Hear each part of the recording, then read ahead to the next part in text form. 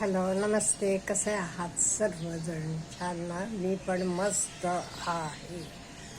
आज परत एकदा मी गोविंदाची पत्नी सुनीता आहुजाबद्दल बोलणार. काही लोकांना वाटते, हो त्यांचं काय घेता, हे काय वय आहे का तुमचं, देवदेव करत बसा की, अमुक तमुक असं म्हणणारे पण आहेत.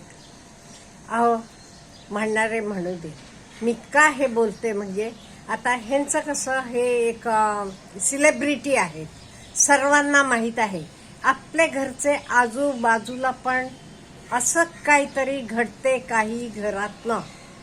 पण तर मी एक्झाम्पल सांगितलं की सगळ्यांना कळेल का? नाही कळणार. त्यामुळे हे कुठे चुकते, कोणाचं चुकते आणि कोणी चुकू शकतो. आणि एक माणूस चुकला की त्याचे बायको मुलांना किती त्रास होतो, ह्याची जराशी आपले सर्वांना जाणीव व्हावी आणि आपण सर्वांनी दुसऱ्याला दुःख देऊ नये एवढ्यासाठी मी हा विषय घेते. पहिली गोष्ट. आणि दुसरा, मला गोविंदा ॲक्टर म्हणून आवडायचा खूप. हिरो नंबर 1च होता तो. खूप लोकांना हसवायचा, खूप आवडायचा. पण हल्ली त्याचे बायकोला सगळं म्हणताना ऐकलं. एवढंच का, तुम्ही तिचे भाचरवांचं म्हणजे गोविंदाचे बहिणीचे मुलांचं पण इंटरव्ह्यू ऐकला असाल. मुलगी असो किंवा मुलगा असो, ते इंटरव्ह्यूत काय म्हणतात, एवढे दिवस मामी कधी काही बोलली का? आता ती बोलतीये म्हणजे काहीतरी असणार आहे. आई सपोर्ट मामी म्हणतीये. बघा, मामावर प्रेम आहे त्यांना, नाही असं नाहीये. पण किंवा गोविंदाची मुलं सुद्धा आईचे पाठीशी आहेत. आणि हे बघा, कोणी पुरुष 60 नंतर आपण सगळं मिळवलेला, काही असेल, संपत्ती असेल, आपला वेळ असेल, सगळं कोणावर तर नेऊन उडवायला लागला की कुठल्या बायकोला आवडेल? नाही आवडणार. त्यामुळे तिचं दुःख, आणि ते सेलिब्रिटी असू देत, कोणी असू देत, ती पण माणसंच आहेत आपल्यासारखी माणसं आहेत ती.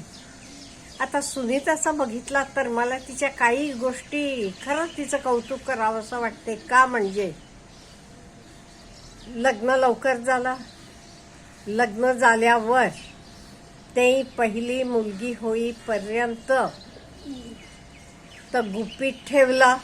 त्यामुळे हिला घेऊन कुठेही बाहेर जाणं नाही, हिंडणं नाही, फिरणं नाही, काही नाही. का म्हणजे हा ॲक्टर अजूनही मोठा व्हायचा होता. तिनं लग्न केलं तेव्हा गोविंदा कोणी नव्हता. त्यामुळे ह्याचं नाव व्हायला पाहिजे, हा मोठा ॲक्टर व्हायला पाहिजे. अशा वेळी लग्न झाले म्हटलं की त्याचा फॉलोवर्स कमी होतील, प्रेक्षक वर्ग कमी होतील, म्हणून ते इथं लग्न गुपित ठेवलं. त्यामुळे कुठेही बाहेर जाणं नाही, नवरेबरोबर हिंडणं नाही, काही नाही तिनं केलं.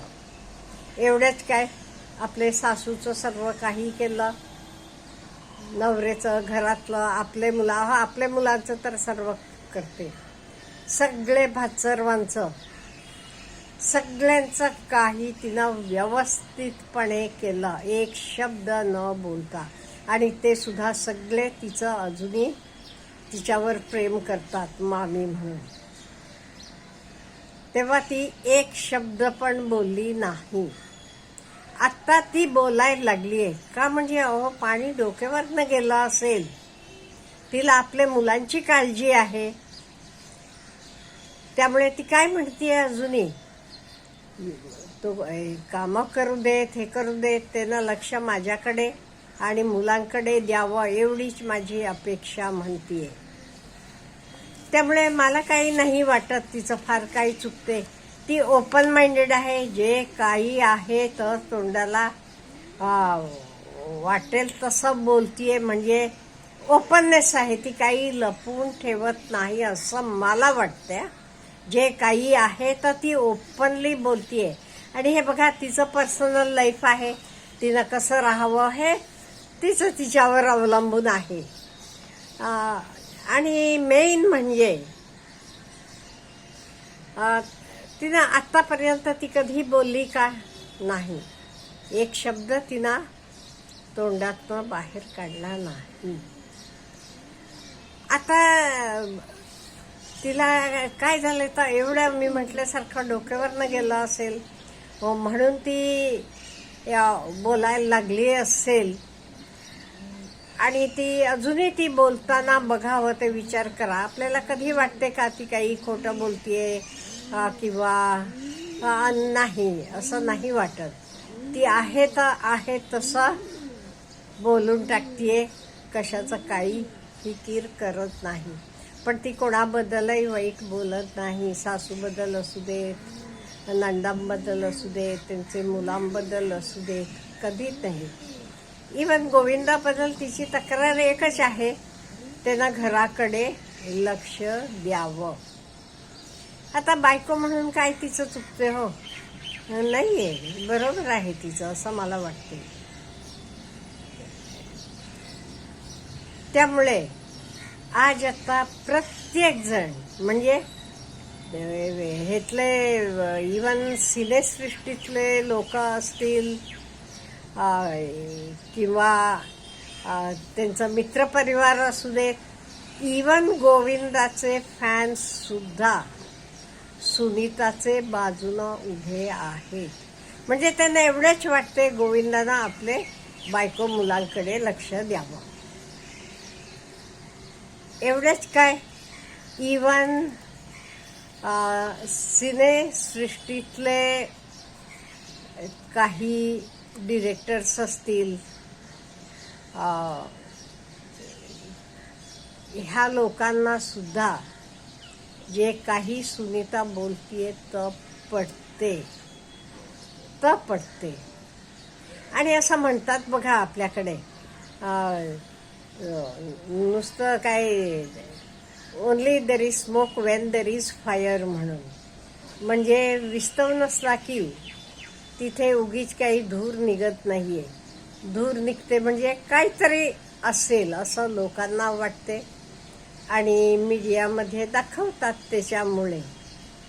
आणि हे आपल्याला वाटते सुनीता आणि गोविंदा हे परफेक्ट कपल आहे, छान आहेत, ते चांगलं राहावं, देवानं 2 मुलं दिलीत, मुलगा मुलगी चांगली, ह्यांच्याकडे लक्ष द्यावं असं प्रत्येकाला वाटते.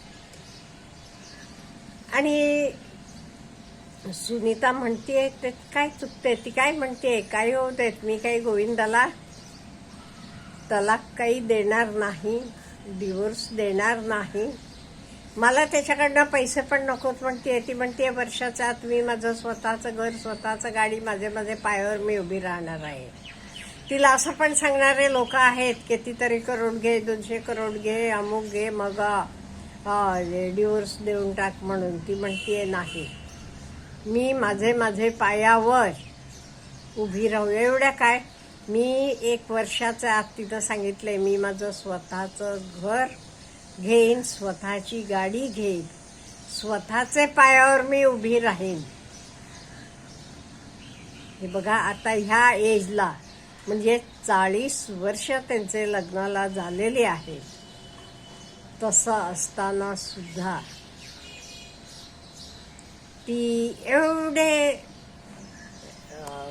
कणखरपणे उभी राहायला ठरवते. म्हणजे त्याचे पाठीमागे काहीतरी सत्य असेल का नाही.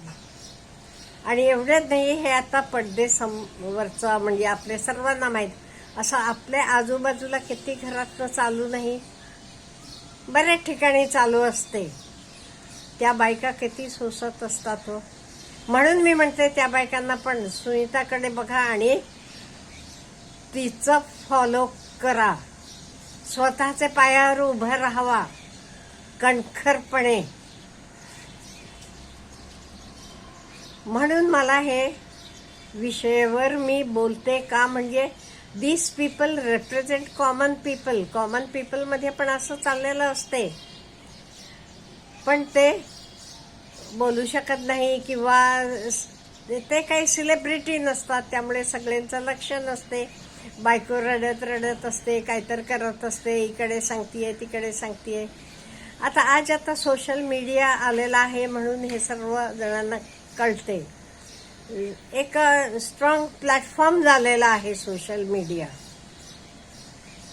त्यामुळे सुनीता आहुजाला सगळे नातेवाईकांचा सपोर्ट आहे, गोविंदाचे फॅन्सचा पण सपोर्ट आहे. आणि मला एवढं म्हणायचं आहे, प्रत्येक स्त्रीला सुनीता सारखले प्रॉब्लेममध्ये जात असलं तर सुनीताला एक आदर्श म्हणून घ्या. आदर्श म्हणजे तिचे विचारांचा म्हणते, असं म्हणत नाही मी ती करते तसं करा किंवा बाहेर नवऱ्याला वाटेल तसं बोला की आपली किंमत वाटते, असं नाहीये. मलाही कधी कधी वाटते ती खूप बोलते, असं नको होतं करायला. म्हणजे त्याचा इमेज खराब करून काय मिळेल.